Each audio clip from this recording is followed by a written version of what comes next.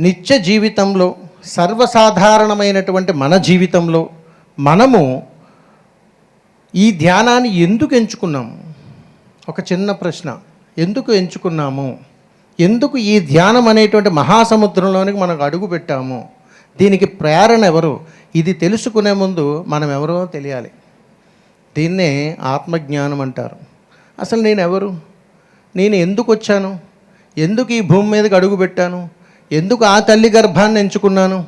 అసలు నా జన్మ కర్తవ్యం ఏమిటి? నా జీవిత గమ్యం ఏమిటి? నేను ఏం చెయ్యాలని అనుకుని ఈ భూమి మీద అడుగు పెట్టాను? ఇది మనం తెలుసుకునే లోపు నిండు నూరేళ్ళు అయిపోతాయి. అసలు ఎందుకు తెలుసుకోలేకపోతున్నాము? ధ్యానము రోగాన్ని నయం చేయడం కోసమని ఒక భావన అయితే, మనకున్న అనారోగ్య సమస్యల నుంచి బయటపడటం కోసం ధ్యానాన్ని ఎంచుకున్నామా? చెప్పాలి.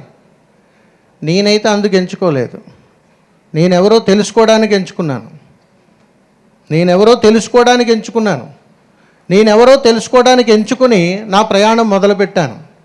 ఈ దేహం ఎప్పుడు వెళ్ళిపోతుందో తెలుసు, ఏ రోజు వెళ్ళిపోతుందో తెలుసు, ఎన్ని గంటలకు వెళ్ళిపోతుందో కూడా తెలుసు. అది ధ్యానం గొప్పతనం.